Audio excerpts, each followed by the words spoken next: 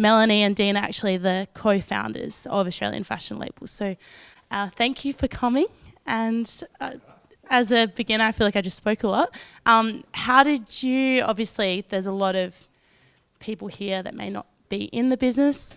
How did you start? Well, I'd just like to point out first, I've never been accused of being a designer before, so actually, Mel is the creative director and the original designer. I am the managing director and I do the business side, so they do not want me designing women's clothes at all, and I'm not allowed even...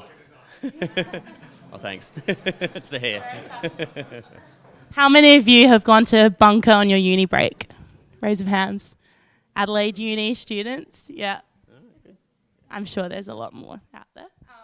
Well, basically, so I've got a few questions to ask you. I really just want to start by, how did you start? I guess, do I treat you as a couple or in your individual story? How far back do you want to go? Yeah, it is kind of a combined story. So, what's your lowdown that you give people normally? Okay, so I was sort of brought up.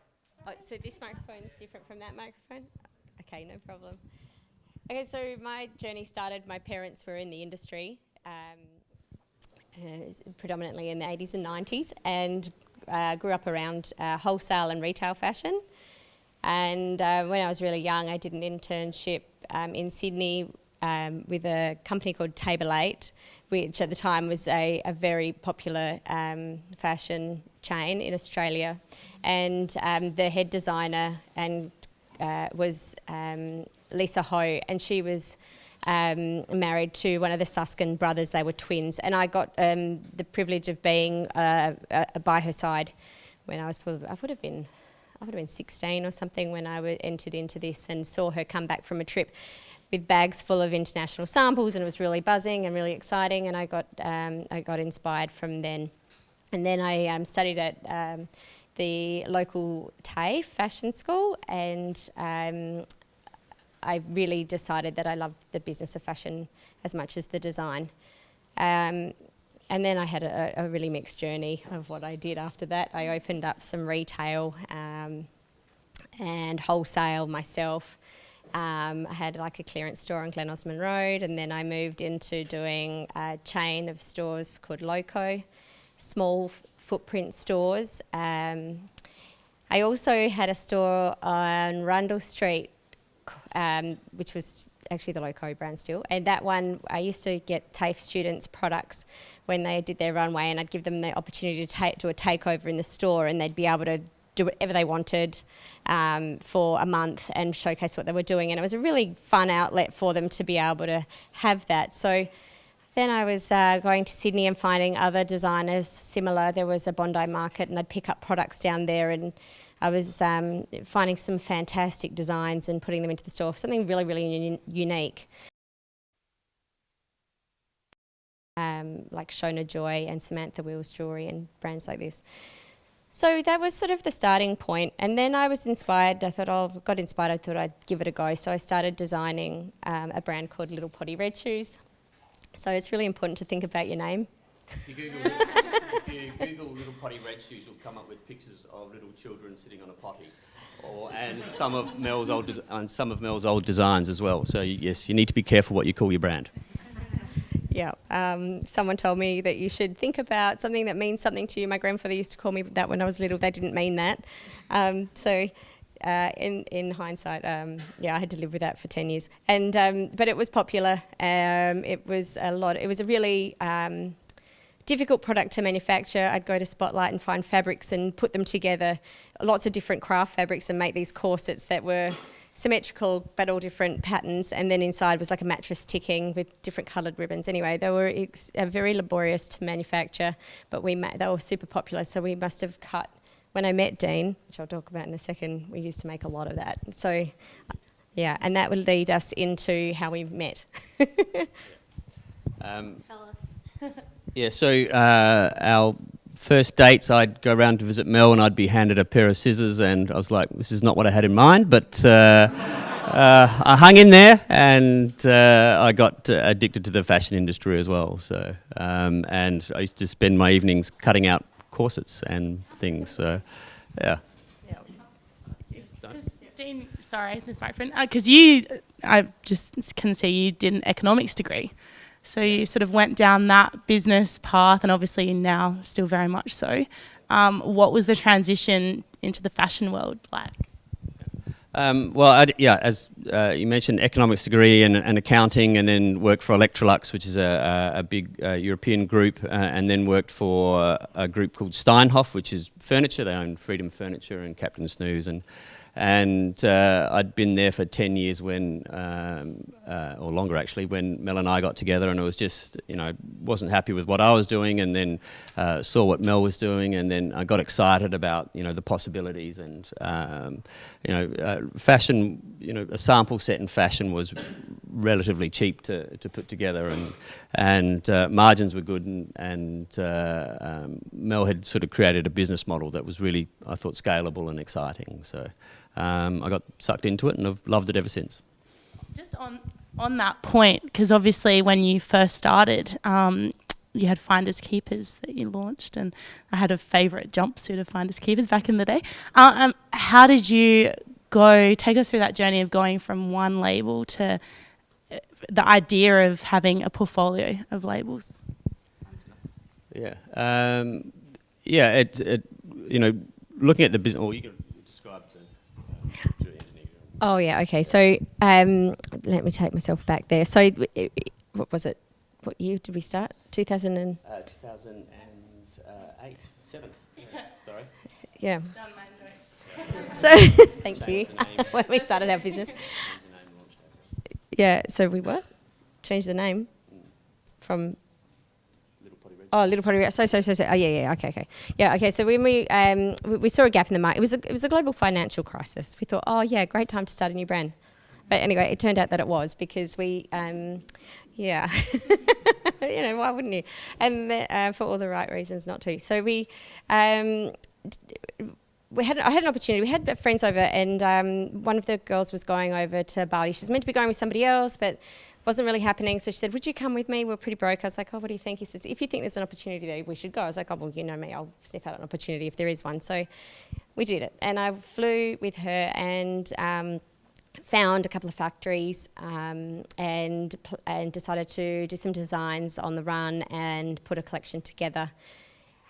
We called it Finders Keepers, which was the beginning of things. And Dean contacted, while I was there, contacted our agents that we'd had relationships with, and struck a deal with them to take it on and help us to get this thing going, and they agreed. So we were really excited about it. And then because our product at the time was more affordable, manufacturing in Australia was getting really difficult to find people, number one, that can still want to sew, and that industry was drying up in Adelaide especially, let alone anywhere else, and we had been sourcing from Sydney and other places. So we decided it was a really good opportunity. The price would drop and we could do better volumes and be something new and fresh in the market in a time when people were over shopping and really scared to go into stores at all. So it worked. People were excited about something fresh, and we got a great first order, and then I think I'll pass it on today. Yeah, so under $100 was sort of our key price point, and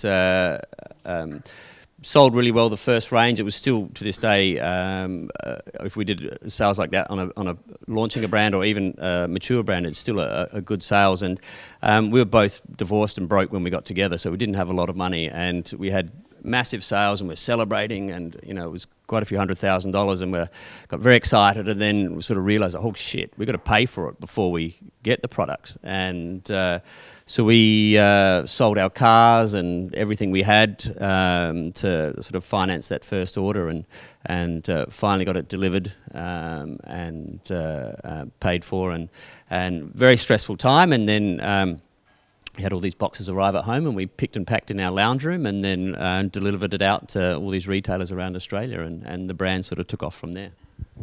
Yeah.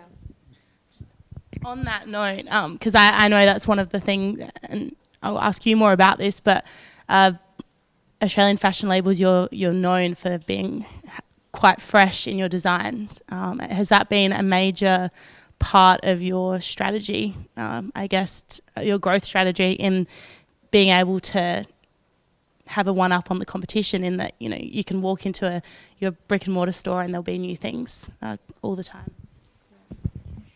Yeah, I guess when the skill set that we had, or the sort of like the platform that we had created with the model, I would say, with Little Potty Red Shoes, it was monthly collections. And it was all about newness, and that was really not being done at all. And then we moved that model into Finders Keepers, keeping that monthly thing going. And so we have, you know, it's all about newness for us.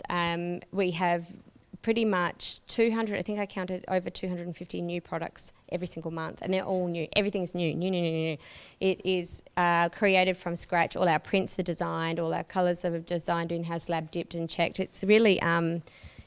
that is the key to us. And not only that, but we design northern and southern collections every single month, being a global business. Then, you know, in May, it's high summer overseas and high winter in Australia. They're really different collections. But within that, keeping some global products in there. It's a very complex business now. And if we realised how complex, we really are naive to that, right? And Eunice, our bunker... So if I kind of explain, Australian Fashion Labels is the company. We own the retail brands. There's 4 women's fashion brands. They all have a different purpose in the market, and then there's a footwear brand. So they are attracting to the same consumer, but they offer something different, and her wardrobe is kind of like our thing. And there's a price architecture within those brands, and then with each other as well. Yeah, where was I going with that? I get lost talking sometimes. I feel like I can't talk unless I've got the microphone. It's like, oh, I know, but it doesn't really. It's being recorded. No, I can ask. I'll lead you on to that. Yeah. Obviously, you are a global business. Started in Adelaide. What's the timeline in, you know, registering Australian fashion labels to then going global? And has that impacted? Does consumer taste impact your design as well, consumer preference in operating in different markets? Yeah, so Finders was the first label, and then about 2 years later, we thought we weren't busy enough, let's launch another label. So Keepsake was the next label, and then we decided that we still weren't busy enough, so Mel saw another gap in the market, and we launched another label, which was Cameo.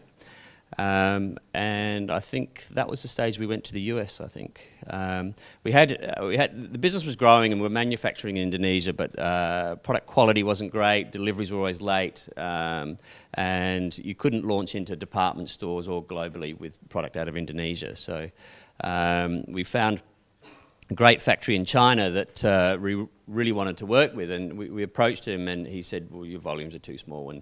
And we sort of talking to him for quite a while, and then eventually we told him that we'd actually now had the volumes to suit his production. We didn't actually have the volumes, so we then madly went to the US. We spent a month away. We went to Los Angeles for a week, found some salespeople to sell our product there. We went to New York for a week, found some salespeople there to sell our product, then London for a week, and then Hong Kong for a week, and then came home. With grandma and children. With grandma, children, the whole family, and it was a fun time. Yeah,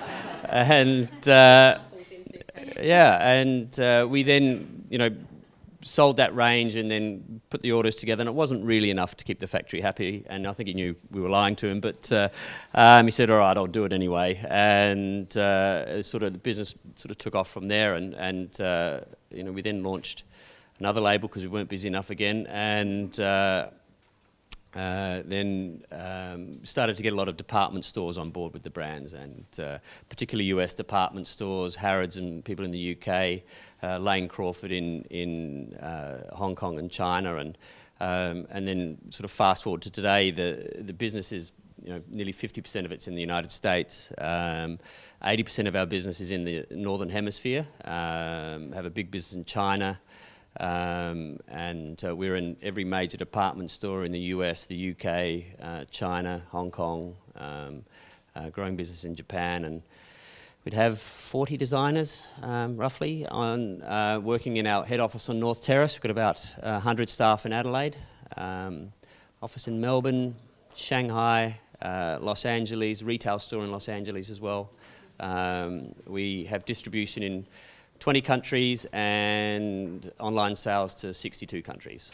And yeah. And, sorry, I think you can hear, if I use this, I can hear one of your answers, maybe.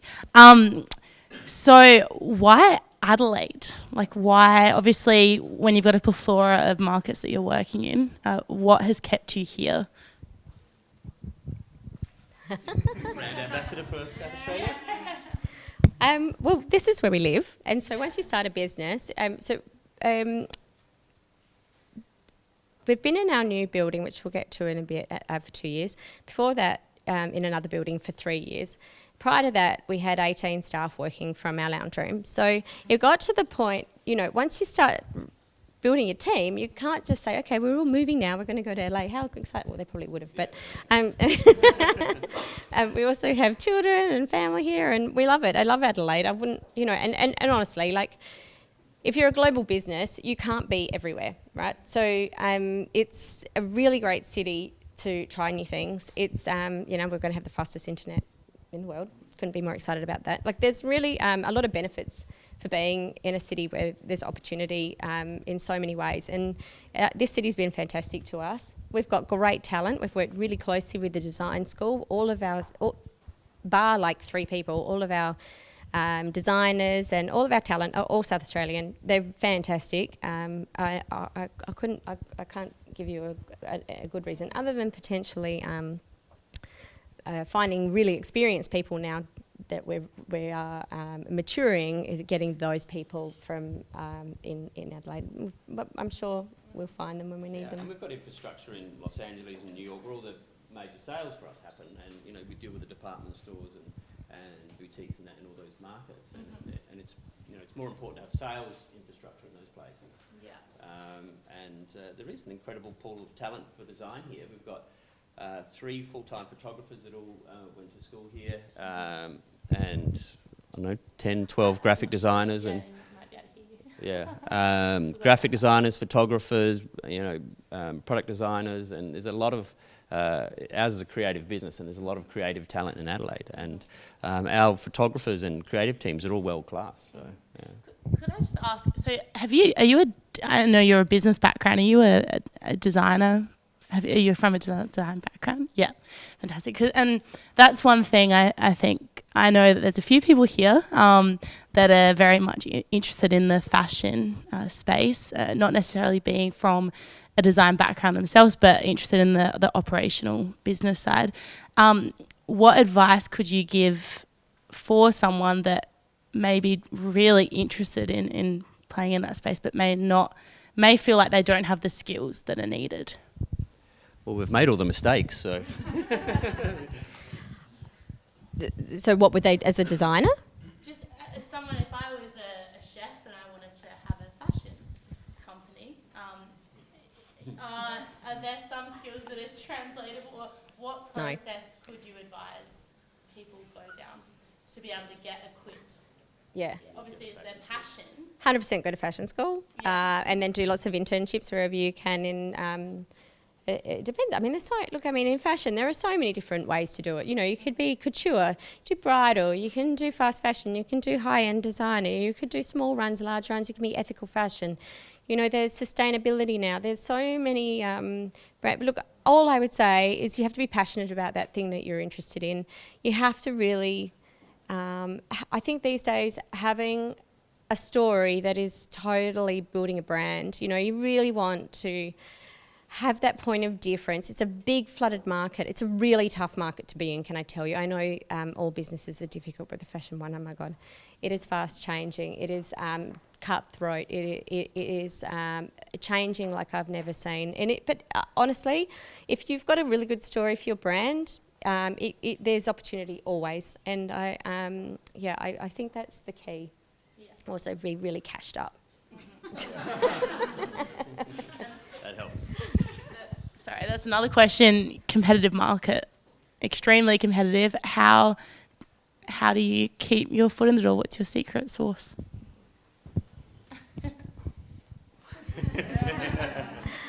Okay, so we are working with thriving creatives. Like they are so, that's the thing about fashion. You know, the people that are involved in product or whether it's developing, and JB's here from Ecom. I mean, he can vouch, Jared.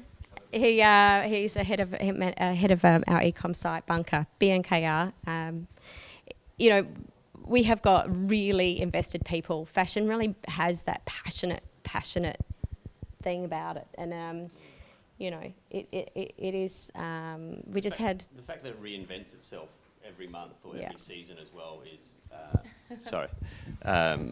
You know, it's can be both good and bad. You know, if you have a bad range, you know, because all right, well, just get over it. We're doing another one in another month, so you can reinvent yourself on a regular basis. Whereas if you're making fridges or something, it's very difficult to do that. You know, you've got a range that you've spent millions of dollars developing, and you're kind of stuck with that for a while. Whereas fashion, you know, if you get it wrong, you do have another opportunity to get it right quite quickly, and you know, the end consumer and the buyers for boutiques and department stores just love great products. So even if you've had a bad range, they're more than if you've just developed a fantastic range, they will get back on board with it. So yeah. And you've had, I hear, from some fashion lovers in the crowd, Kim Kardashian wearing your clothes, and the big A-listers. Who was your first celebrity that was featured in your outfit? I'm sure you celebrated that moment. Oh, yeah. Yeah, so Nicole Richie, I'll never forget. Okay, so this is really interesting because we were just talking about this just the other day. Nicole Richie in 2011 wore one of our mustard dresses in a Georgette fabric, and literally we woke up the next day. It was in the US, so overnight, took in over 1,000 unit order, and we were so like, oh my God, what has happened? What's going on? And then that dress continued to be on the front cover and in every magazine for the next 2 years straight. Then she wore another mustard dress, weirdly, from our brand, and these two dresses just kept getting the hits non-stop. We could not stop repeating those dresses all the time, right? Now Instagram is around, which it wasn't then, and we've seen a real change in the way that influence and those influences drive our business. So it's, we have Gigi Hadid wear a red knit dress and it goes mental, but then, that might last a week. We might get a repeat on it and update it, but it will never ever. The celebrities and the influencers are key to our business, absolutely. We have Jared's team, it's huge on and sectioned up into so many different avenues for our social media and our influencer marketing and all of this sort of thing. So it's really so key to us, but the life cycle of it is short, really short. And now it's getting really hard because people are paying these girls to wear products now. If you're doing a runway show, such and such, she was paid by the last design show, so she's still wearing it. She didn't get time to change, all this sort of stuff, right? So we've been lucky in the fact that we have newness all the time and they want to wear it. So that's our leverage, but that space is changing pretty rapidly. We'll be like to one of our affiliates, you're going to Morocco, can I throw a few things in? She's like, oh, my suitcase is full of paid product, I'm sorry, I can't. Okay. So it's getting super, super competitive and really, really hot. Yeah. So what are your next steps from here? Obviously, how many countries are you in? I asked you this. We've got wholesale in 20 and then online, Jared, shipping to 62, isn't it? Everywhere, pretty much. Yeah. Everywhere. Yeah. And have you got a big picture vision of, this year you're going to achieve? For us, it's over the last 4 years in particular, we had very big growth in a fairly short space of time. So we've spent the last 2 years really having our business catch up with our turnover. So, we a few years ago, 3-4 years ago, it was just Mel and I and a bunch of kids really. And then in the last few years, we've put in a management team and a lot of systems and processes. So the last 2 years has been just about getting that right. and then preparing for that next stage, which will be just more of what we're doing, but just bigger. So, yeah. I just, from a personal point, have to say it's amazing how, Cameo and Keepsake are such well-known brands, but then at the end of the day, you're still, normal people that have been able to achieve something so amazing. Coming to the bar that I used to work at, how do you maintain, I guess, growing something that is so well-known and has such a large, big presence? How do you maintain that normality of, work-life balance? Yeah, I don't know. I mean, we still get excited when we see our product and we're in another country. We'll be in, you'd be in Japan or wherever it is, and you'll see someone wearing it. And we're like, oh my God, there's a... And there was one time in Shanghai where this girl came in. We were having dinner with our China CEO, and we're sitting there at dinner, and this girl came in wearing one of our outfits, and she was a beautiful girl and looked really cool. And so we got excited, and we're like, "Can we get a photo of you wearing the outfit?" And she's like, "No, paparazzi!" She's freaking out and yelling at us and telling us to go away. And it turns out she's some Chinese celebrity and thought we were and she's like, oh, I got another lot of people trying to get my photo. So, and we just wanted to get a photo in the outfit. And we're trying to explain to her that, we from the company that made the outfit, and but she's had her people wave us off and we weren't allowed to. So, yeah. I'm heading to China in July. Any tips for how's it been? Obviously going. Well, tell us that story. Well, that was it. About. That story. I've actually got a friend that's budding fashion designer over there at the moment. Obviously, for the purposes of a lot of students, and you obviously have a history working with TAFE students. Is there any information you'd like to share as to how people may be able to get in contact with you, whether it be from a design or a business perspective?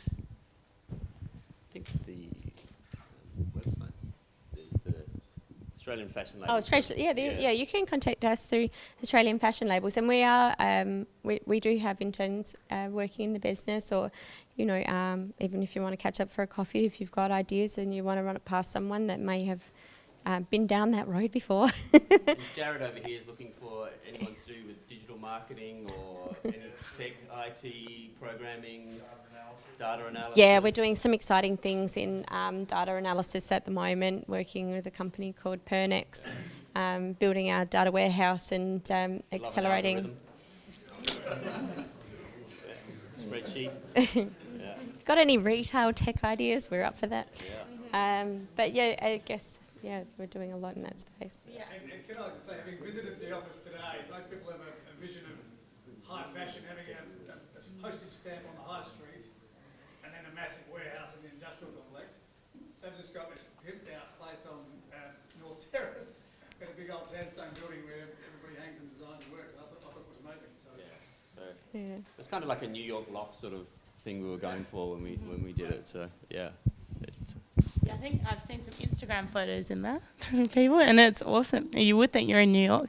On that note, any questions from the crowd? I'm sure I give. When you have success, how much did you make? When you had success, how much did you make? And when you had a failure, how much did you lose? Straight into it.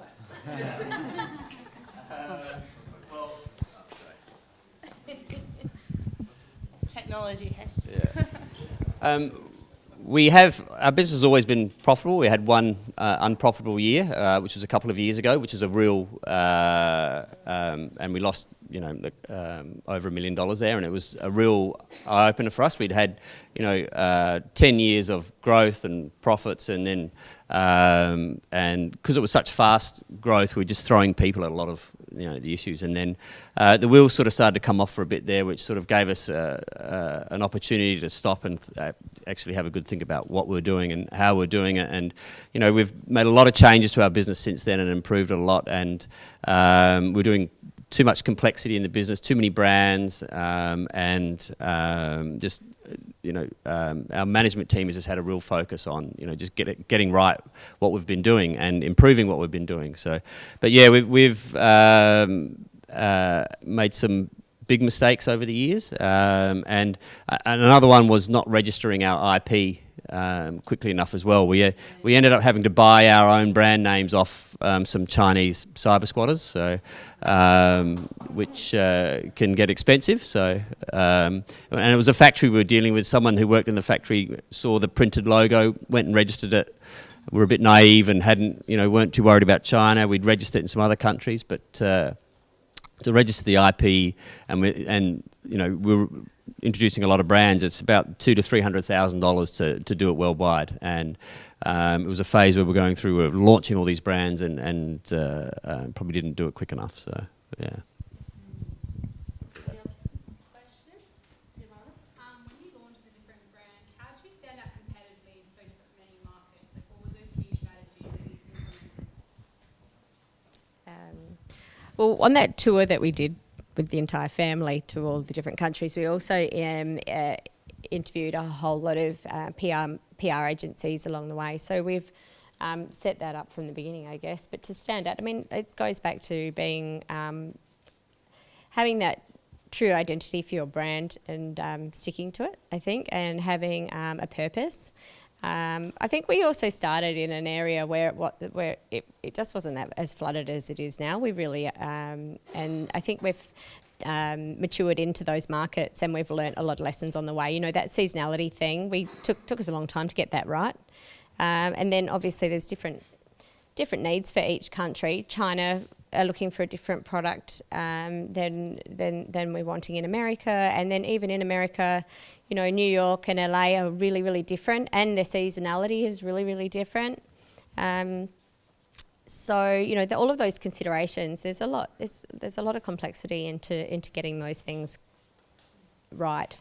Yeah. And I guess even things like the way that you market, the language that you use, and the tonality would come into effect. Yeah. Yeah. And that's going to be updated as you're growing. So we've just finalised our brand books for each of the brands again, and the identity, and that rolls. Then that will then roll right through our social media, all of our marketing, all of our comms, everything we do, ticketing, the way we speak about the brand, and then our salespeople have to learn all that as well. Yeah. Oh, I'm sorry. Starting online for a small fashion business. How to start an online fashion business? Oh, yeah. Okay. So this was by default, really, for us. So I don't know how you want to do it these days. Probably not the way we did it. So it was as we were fast growing, we were getting an inventory issues, and so our having so many brands, it was very expensive. If we were going to do all different packaging for each of the brands, we'd have to develop all different sites. We'd have to and the list would go on.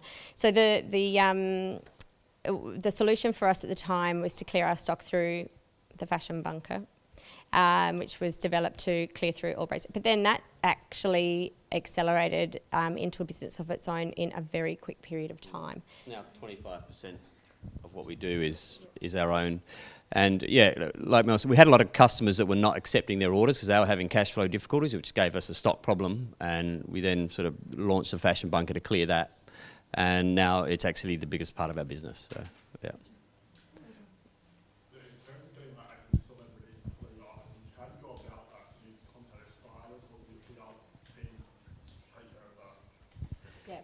Yeah, so we have PR, and we've never paid celebrities to wear our product. We gift them the product, and then they either choose to wear it or not. And we have internal PR in Melbourne to do Australia, US, UK, and China. So. Exactly, yeah. So either the celebrity itself, or these days generates a stylist, and these days the stylists are becoming famous, and the stylists even have assistants, so you have to go to the assistant to the stylist to get to the celebrity. So it's becoming a big thing. Awesome. So I have two questions. So firstly, I don't know if you guys have noticed, but in the past few years, there's been a lot of girls hiring their clothes to get the fashion bunker, or companies that hire clothes. How do you think this is impacting your business? Oh yes, okay. I love that question. We actually sell to them as well. So they're our customers. Shop the Runway in the US is now the largest dry cleaning business anywhere in the world. Oh, I think in the world, they say that. So, but they don't do any dry cleaning externally outside of their own business. Just the other day, one of our customers called, oh God, what's their name again? Rent the Runway? I just said that one. Yeah, no. The Australian version of it. I'll get back to you. Was it? Thank you. Oh, thanks, Sharon.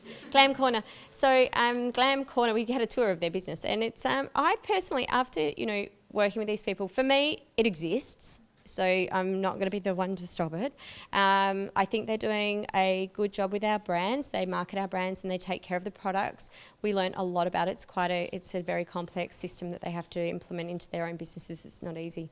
And so they're taking care of the brand, they're taking care of the product, they're taking care of the consumer. Now that could be the bunker customer that week, maybe she can't afford it and she doesn't want to have a debt to the product, right, with the new system, the new debt afterpay. So for us, it's like that week she wants Cameo, she wants to wear it. And when she goes out, she's not going to say, I rented it. She's going to tell you it's a Cameo product, and it's the latest stuff anyway. So for us, it's like just another avenue for our customer. I don't see it as the same thing. So I think it's an important part of our business model. It is. I don't see it as competition. We work with them. We've done interviews for their YouTube channel, which is out of control. Like, I just think embrace these things. Yeah. If you want to hear the story again, just get on their YouTube. Yeah. Question? Hi guys, amazing to hear your story. Excuse my ignorance, I'm not in the fashion industry, but I've sort of got two questions, I suppose. So you mentioned that you've got a number of brands that sit under your sort of mother company. Do the same fashion designers work across all of those brands, and do the sort of niches or strategic directions of each of those brands come from you, or more the people within those teams? Yeah, so another excellent question. So we've got kind of like they're set up like their own studios. They don't work across each other's brands as much as they are like a sisterhood, and they share they help each other out for direction sometimes, or do you like this colour or not? I don't know. So it's sort of, they very much have their own. There's a head designer, and then she has her right hand assistant, and then she has two assistants, and then there's a garment technician who does all the fittings for the brand, and then there's a shared team of either designers or fitting, wash test, and all these sorts of things. So that's a shared department, but that's just to pick up the extra thing outside of the design studios. So they're individual teams and set up quite individual. They barely see what each other's doing. The designers themselves are 100% true to that brand. If you were to meet them, line them up, and then see their products, you'd just be like, oh, she's 100% that, right? And her team is 100% that. So they're so embedded in what they're doing that it's honest design, and that shows, I think, and is super important to us to be so on that brand. And it's kind of unique that we've managed to find perfect teams. Competitive with each other too. Well, it is in the nature to do that, but I feel like our culture comes before everything else. Like we really protect it. We spend more time with our co-workers than we do with anyone else in our lives. So I feel we all take that pretty seriously. Yeah. I think one last question. In terms of fast fashion, how in advance do you prepare designs for like a new season? Being predominantly is still wholesale super important to us still, as much as we love our e-com more. But it's what did you say? I think. Yeah, well, we're not fast fashion by any stretching of the imagination. The design teams are working a year out, and if you look at the timeline from design to market, for us it's basically 12 months. And if you look at Zara or H&M, their design to market is between 2 and 4 weeks. So they'll design something, it'll go straight to manufacturing, and they'll have it in stores within 2 weeks. Whereas, because we're wholesalers as well, so we've got a wholesale market, we've got to sell the product before we can then take the orders and then go and manufacture it. So for us, it's multiple sets, and 20 yeah, plus yeah. showrooms around the world. So we're not fast fashion at all, and we're working 12 months out. So Yeah, we can tell you what we're going to wear next year if you like. Oh, sorry. No, that's all right. No, that's good. Well, just my last quick question is, how can you make those assumptions of consumer taste and preference? Designing for 12 months in advance, how do you rely heavily on your designer? So, yeah, we're working on May 2000 and whatever it is. What is it now? 2018? Yeah, it's like, yeah, we're constantly confused with dates and months, and we never know what day it is or what year it is. So it's consumer trends for the future taste is driven by luxury runway. It trickles down from small to large market, and we subscribe to WGSN, which is a global company that talks to all of the retail, wholesale and design markets, trend forecaster. There's The Impression, which is another avenue for that, talking trends and future trends. You know, we're guided by that, but we kind of, especially with the brand Cameo, which is future taste, she has got such an incredible eye for what's going to trend next. We watched, for example, puff sleeve is really going to be popular in the first half of 2019. What's going to be the move on from that? Probably no sleeves, flat sleeves, take it the opposite direction. We have to watch colour trends switch on and off. So in our design process, we have key moments in the timeline where we can make adjustments for trend move-ons. So if we see lilac we know is going to be a hot trend, it's going to flood the market, then we'll know when to switch that off quickly, yeah, and then switch in. Fantastic. Well, congratulations to all that you've achieved, and I'm sure there's amazing things to come.